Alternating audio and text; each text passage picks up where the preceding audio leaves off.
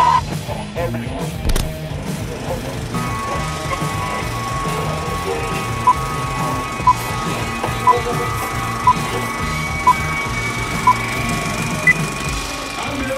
Bill Braun with The Grind Radio. You see us camped out over here doing our little internet show.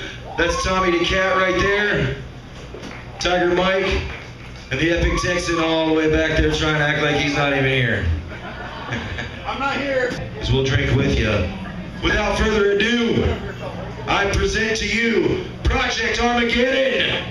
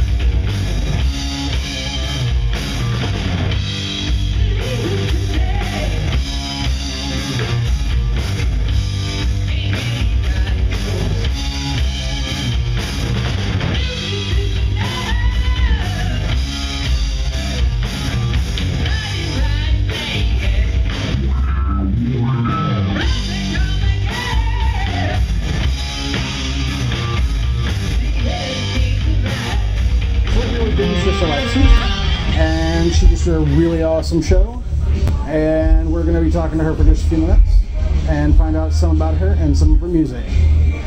Alright. So first of all, like for people who are not familiar with you as an artist, you are in two bands. Yes. Project Armageddon, which just played tonight, is primarily, old school metal, doom. We write a lot of that with some progressive elements in it and stuff, but and then Vendetta Diabolique, my other band, which is an industrial band, and I believe you all saw us not too long ago. So yes, it's the two bands that I'm in, vastly different, but very expressive. And what brought you to those two styles? Growing up, I was always into metal. I had an older brother that really influenced that. I remember looking through stacks of his vinyl, old Maiden, Priest, Sabbath stuff. So I grew up listening to a lot of that stuff, the classic metal elements and stuff. And when I met the guys that are in Project Armageddon now, in our former band that we were in, which was my introduction really into more of the doom aspects of metal, like Saint Vitus, Solitude Aeternus Cathedral, Candlemas, things like that, and which I really just immediately adapted to. But another aspect of me was really into faster paced stuff, dance stuff, like going out to some dance clubs. I played a lot of industrial stuff, being into the BDSM and fetish communities, and a lot of industrial music really has just a good tie with that, because it has that appeal to that, I don't know, it's just weird. It's just like fetish and industrial just have this link together. It's that rhythm with, you see the floggers or the whips, and it just takes me ooh, so I really like that. So that was kind of what really brought me into being into the fetish community. It was what really brought me towards the industrial side and my appreciation for that, and then exploring more into that, going out to some clubs and dancing here and there. So I've always had a broad range of musical appreciation. It's just you can't, even if you play one type of music, you can't limit yourself to just listening to that type of music to write and play and listen to, because then whatever you're trying to create is already based strictly off of that, and you have no other outside influences, so you need that. Anything from I love Patsy Cline and stuff like that. I love a lot of oldies rock, Chet Atkins stuff, Neil Diamond. My mom listened to a lot of soul type music, R&B. So I grew up with a lot of that playing in the house, and that's there's an appreciation of that. I really adapted to metal when when you're young and you're growing up, it's like that just grabs you, especially like back in the 80s. It was just like, ooh, yeah. But there was all these other musical influences that were always just coming at me, and I appreciated all of them.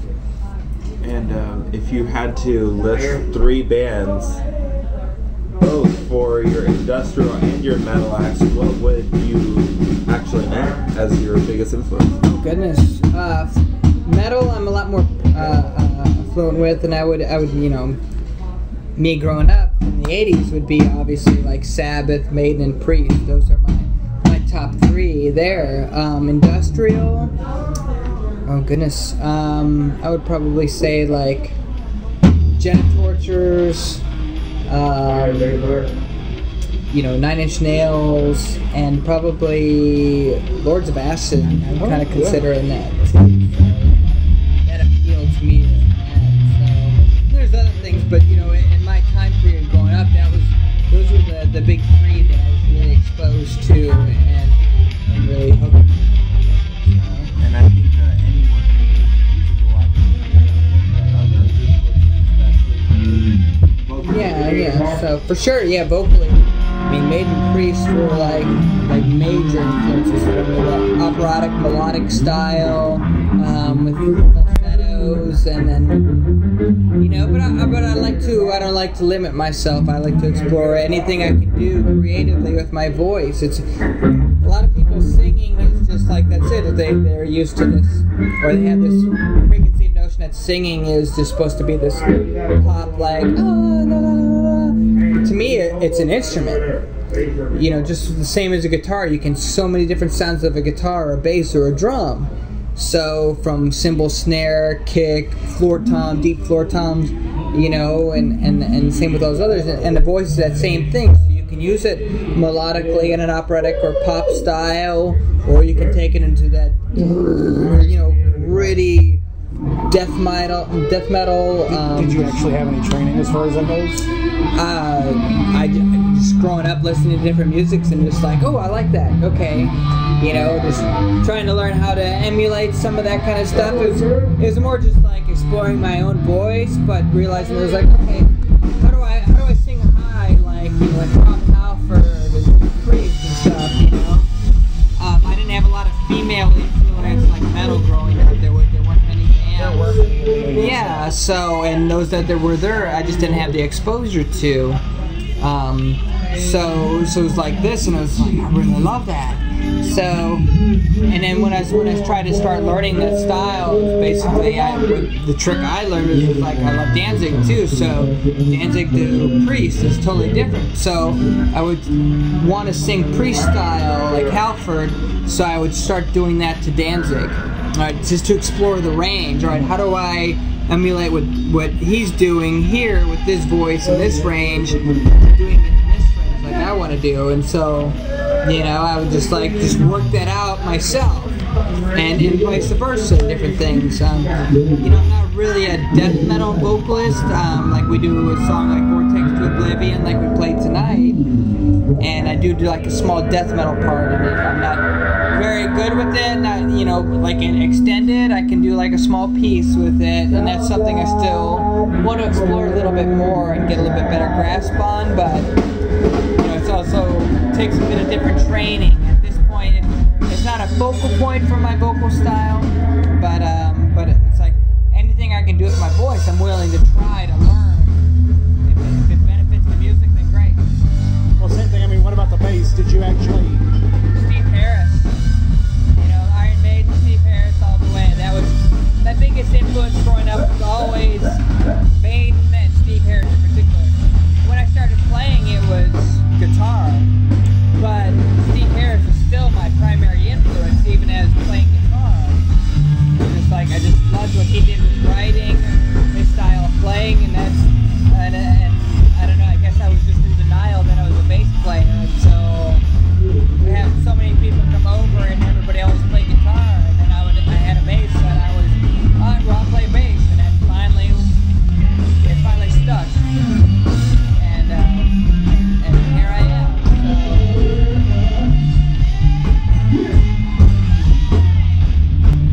if you had anything to go there. No, it's not that. It's just for those not aware, because this will be edited. Our band just played, and they're playing a cover song, and I was like, really? That is an opener? Okay. I think they might be doing a sound check. Yeah. When you write music, what is the one thing that, like, you have a writing process? Because for me, anytime I try to write outside of the bathtub, the songs are kind of iffy. But if I actually stick my butt in the bathtub and wear clothes while I'm in the bathtub, I can write. He writes in the bathtub. I just drink a bunch of rum and write music. So. In clothes in the bathtub. Not just in the bathtub, you have to be in the Congratulations, everyone. You just got an exclusive. You know, hey, you need to send some wet look photos out, you know? I did a photo shoot for South Florida Wet Look last year, so I was a featured model for that.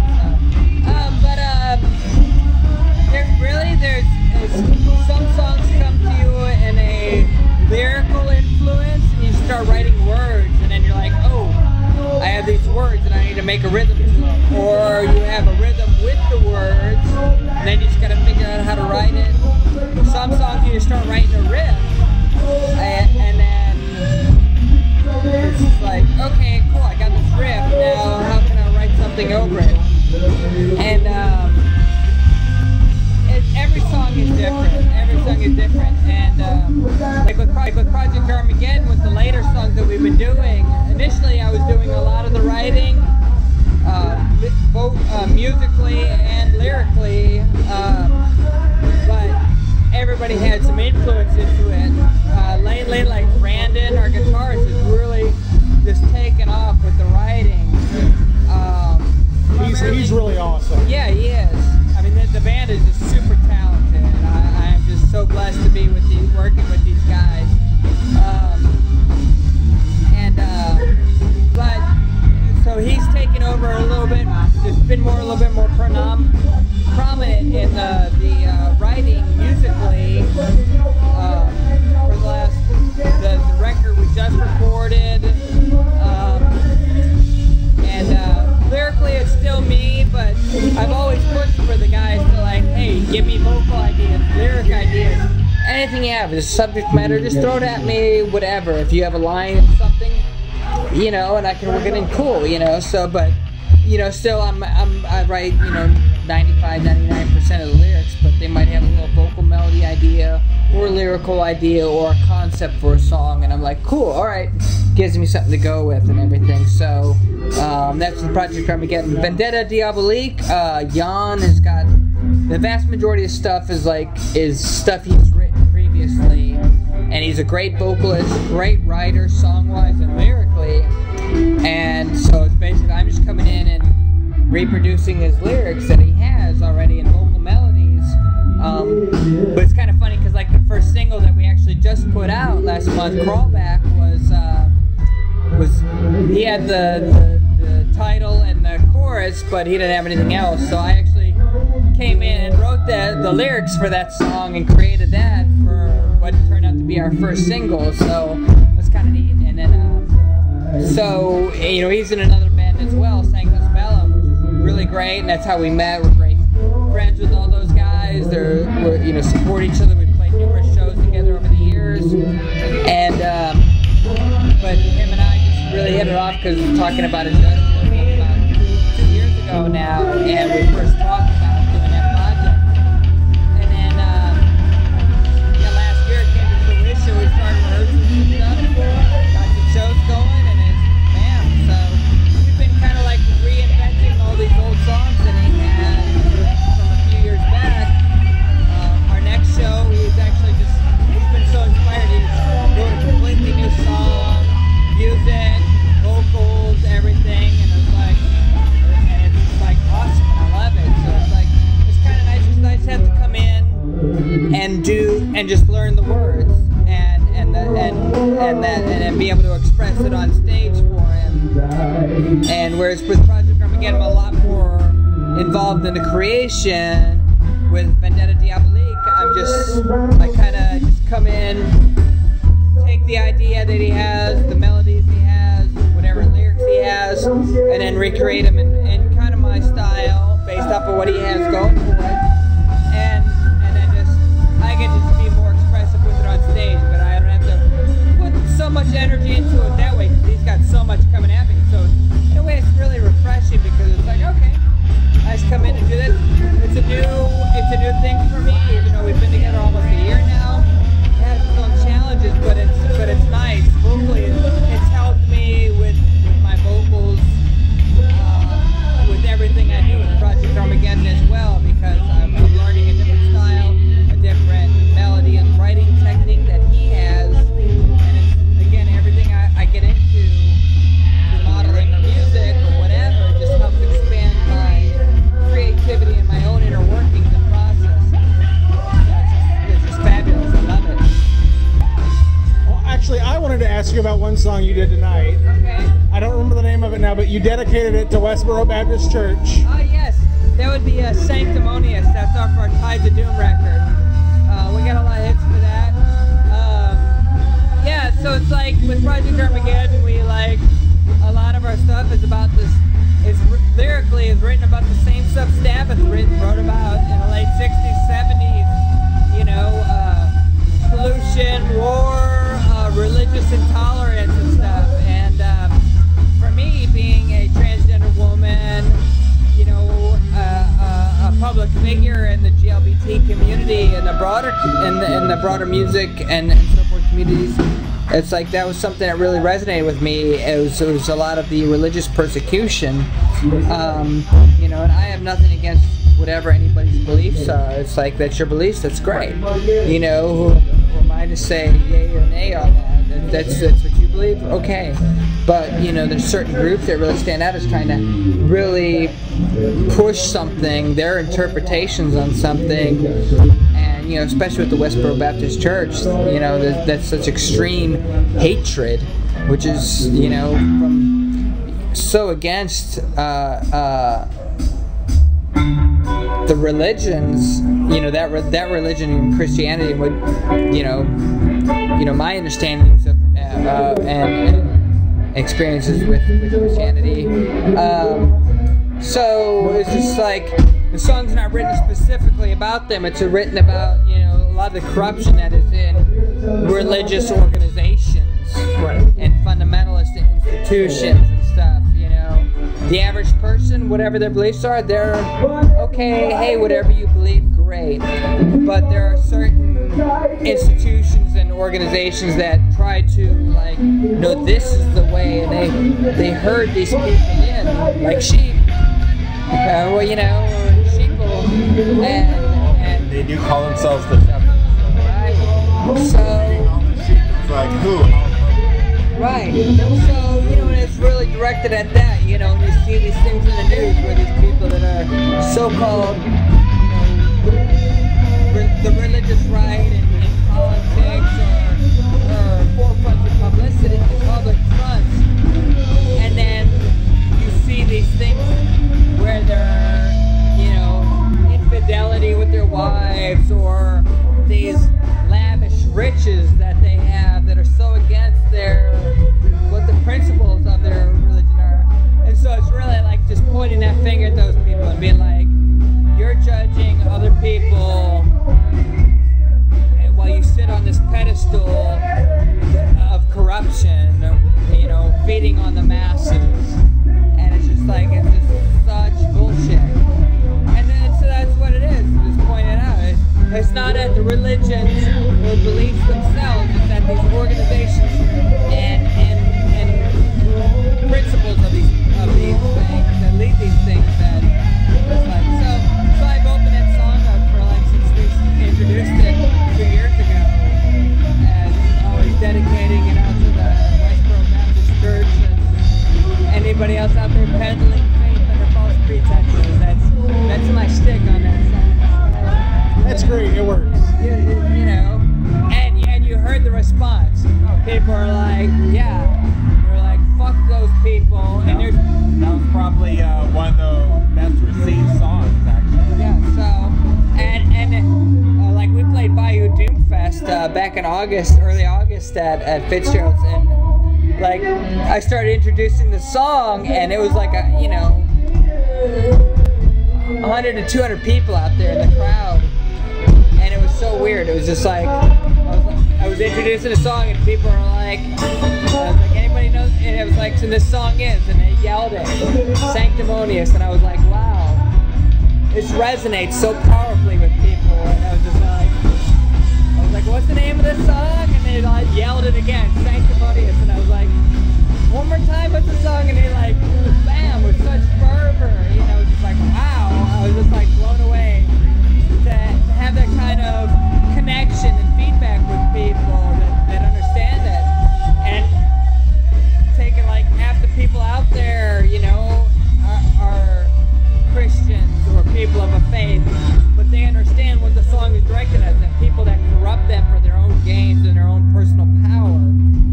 And we're just like, yeah, that's what they recognize. This is what this song is about, is pointing those institutions, those people out, and it resonates with them because it's like, to them, it's personal too. Not just as somebody who's outside of their faith, but somebody who's in that faith, but realizes and sees and is just like, despises that those people trying to corrupt their faith in the public aspect. It's just like, wow. Yeah. So, and every time it just has that impact like that. It's just like, so whether there's 10 people there or a couple hundred people there, people are just like, fuck yeah, Sanctimonious. I mean, that's what the song is. So I have a couple of questions. Okay. Now, most of them aren't music, but some of them are. Okay. My questions are, as you say, you are a transgender. Yes, yes. And you also say you're a public figure. So how do you perceive you as an artist, as a person, whether it be through music or through your other expressions? I don't know. I'm in so many aspects, I'm still waiting to wake up. About a year and a half, just a little over a year and a half ago, 2 years ago, things like really picked up for me in a personal sense, like, with the band as well. I was on that forefront with that. But it's just been like, when I first came out, for the longest time, I kept waiting to get egged on stage. And then How long ago was that? when I came out on stage, it was about just a little over 2 years ago. And people are just like, who cares? We're here for music, and we appreciate what you do. And so all of a sudden I realized, okay, great, this is awesome. I can actually make it with this, or proceed with this. I'm not, it's just been astounding the response and support I've had from the community. And Which actually included about a year and a half ago, a little over a year ago, Mayor Parker, Mayor of Houston, actually gave you your own little day. yes.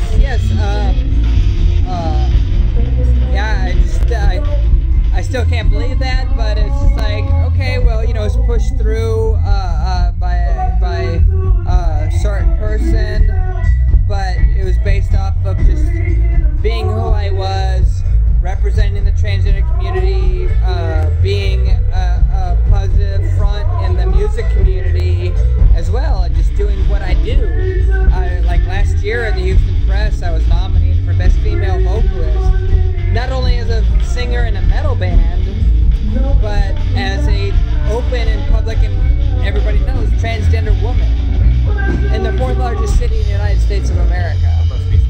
And I was just like, I couldn't believe it. And like at the actual award ceremony, I didn't win the award, but I won the nomination. I was of all the people in Houston, I was one of 5 that were nominated by the public.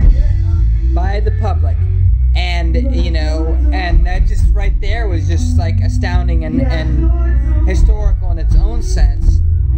And it was like, it wasn't about winning the award. It was like, wow, I achieved this nomination from people. You got recognition. Right. And it wasn't just because I'm a transgender woman. It's because my talent too, I guess, as a singer. You know, I mean, there's so many awesome singers out there. I can't believe I was nominated for it, but evidently I resonated enough as a powerful enough singer with people that, you know, the public rallied and supported what I do. And in the metal communities, I don't know, I haven't followed award ceremonies for long, but the metal community isn't known for getting nominated for vocalists, you know, not just female vocalists. So that was like in itself like, wow, crazy. Would you actually say, because you are an alternative music artist, would you actually feel like the alternative music scene is more accepting of you as a person? I guess. You know, I'm in so many different facets nowadays that it's like I'm just immersed in the music community. You know, I just played drums for, you know, the Atomic Nightingales like last week. And I've joined various other bands of different genres on stage for guest vocalists from rock to metal to, you know, punk. Been asked by folk people to join in. So it's like, I think Houston is just such a vast melting pot of diversity that people are like, just like, oh, we don't care, we just appreciate you and your talent, and they just want to work with that, you know, and I'm honored to be asked to do anything or join in on anything that I can. So, and then, you know, personally on the, you know, I look at it as like anything I do exposes more and more people to transgender people and helps to eliminate, reach more people and touch like, oh, well, I had this preconceived notion what a transgender woman was, and now it's like, oh, they're a person that eats, breathes, shits, does everything else like everybody else, you know, and it's just like, and they can be artistic and talented or have gifts or whatever and can contribute to society in a variety of different ways. So, you know, that's just one of the reasons that I've really pushed being so public and just being out there at different things, you know. And I just love arts and music and the community. So, Well, as far as your transition goes, you mentioned, you joked that you were worried people were going to throw eggs when you first came out. I mean, but how did you like your band and your family react at the time? The band was a little setback at first, but kind of like, okay, well, we'll just kind of see how this goes. And I was like, right before we put out our first record, I came out to the band, and because we were getting ready to invest this money in this, and I wanted to make sure that they were, you know, understood. Before we did that, it was like, hey, this is what I'm planning on doing. You know, before we all make this financial investment, sink all this money into this is what's going on with me. So they were like, okay, and just, they weren't expecting that when I broke it to them, but they were just like, wow, you know, but they're all cool, and, you know, took a little bit to sink in and to adjust to it, but overall, they, you know, been super awesome and supportive about it. My family, like, I had some issues with my family initially, with you know, my immediate family, my parents being kind of a falling out with them over a few years. But just this past April, you know, we got to the point where we didn't really talk much. A couple times a year, like the holidays, a birthday, whatever, kind of talk about the birds and bees stuff and just kind of avoid all the other things, and just very cut and dry, and that was about it. But this past April we played a show, and immediately after the show I went to the airport. It was our 420 Rat Salad Showcase that I put together. It was on April 19th, the next Sunday was April 20th, Easter Sunday. I went right from Fitzgerald's. My guitarist Brandon drove me to the airport, Intercontinental Airport. 3:34 in the morning, I walk in, still drunk, I'm in leathers, just kind of like I am now. Everybody sitting there looks up at me like, whoa. You know, none of the terminology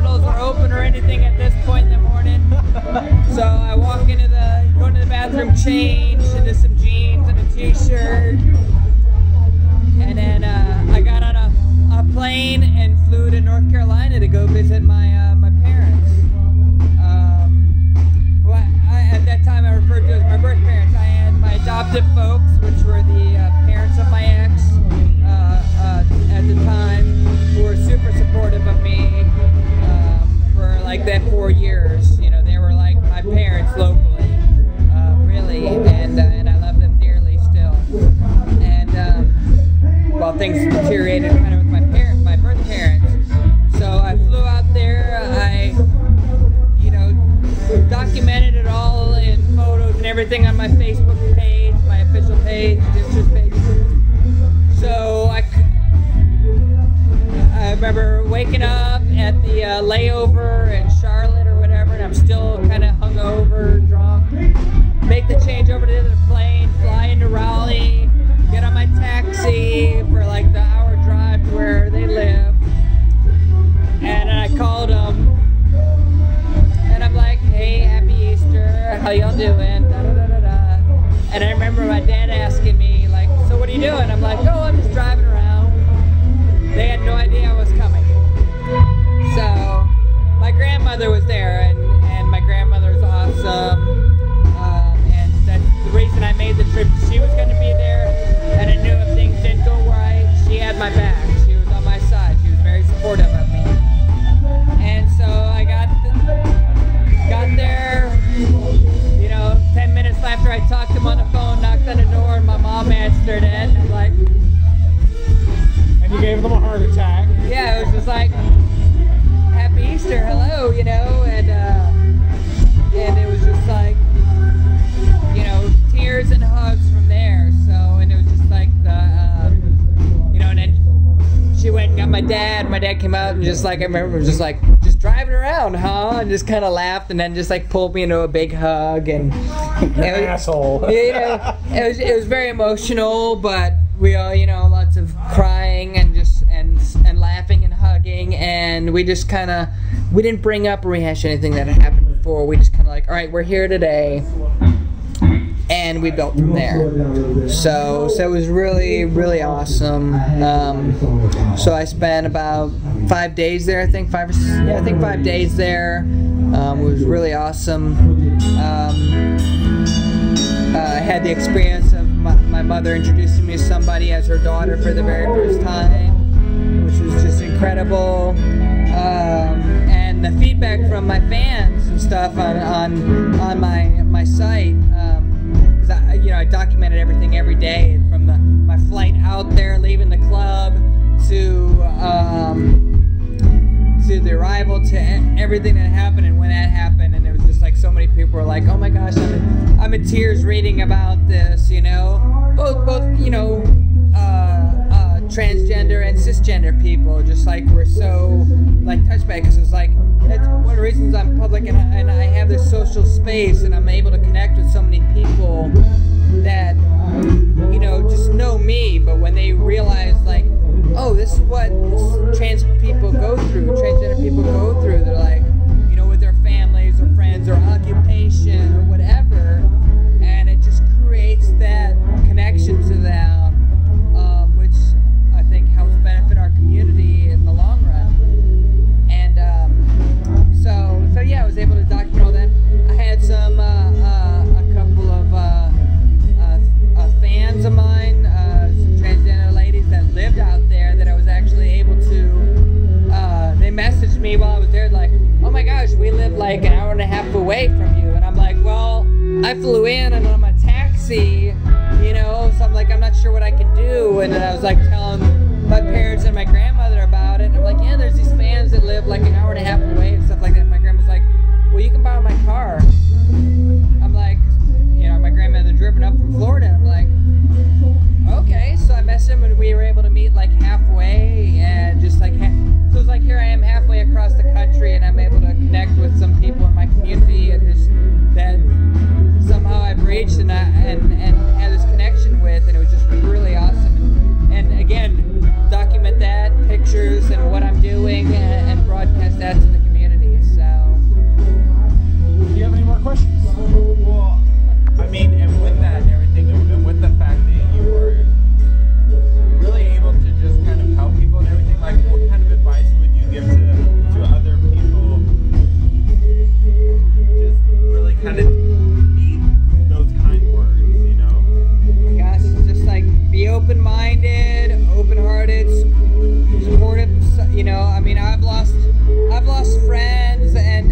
people that are just like, oh, you know, just you know, and people that I've done a lot for in many different ways. So it's just like,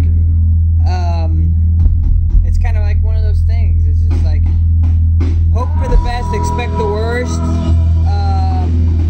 You know, as far as if you're fans and coming out to somebody or whatever, you know, your case is, you know, it's everybody's different. People you think you knew really well, all of a sudden they could be the other side of the coin completely with something that you bring to them. So it's really difficult. And the transgender community, we're getting a lot more exposure and acceptance nowadays, but it's still difficult. It's something so different from the rest of the regular GLBT community and stuff, but it's just like, have a network of supportive people that you know around you, but you have to be true to yourself. It's gonna, otherwise it's gonna tear you up all through your life. But you know, ultimately, counseling is really good and very definitely essential and beneficial in many ways. So if you can get that, seek it, and that can help you with coming out to different people. But it's just, don't give up hope or on yourself or other people, you know, family or friends. You know, one day they might come around and be like, okay, I couldn't accept it before because I had this preconceived notion of this was wrong or this wasn't right, but now I've come to realize that it's okay. You know, it's just I didn't understand it before, but I understand that caring is more important and loving is more important than bigotry and intolerance and hatred and stuff. So it's just be true to yourself and try to have a strong network of support for you in whatever you do. And you know, it's not easy for everybody. Everybody's circumstances are different. So just yeah. Before we go, you know, because, you know, we did just see you play and everything. Would love to give you the opportunity to plug any new projects, anything new and everything. Upcoming shows. September 27th at Natsua, my industrial band Vendetta Diabolique is playing. We're also just confirmed for the Horror Con at Minute Maid Park on October 19th. That hasn't even been officially released yet. I just got the word from the promoters. Project Armageddon, I'm doing my Doomsgiving show on November 29th at Rudyard's. December, I got a show for Project Armageddon, the 19th or 20th, somewhere right around there. Details are working out on that, so look us up on projectarmageddon.com or on Facebook, Project Armageddon, Vendetta Diabolique. Doomstress, I'm always promoting and linking everything for all my bands, different artists, photo shoots, photography,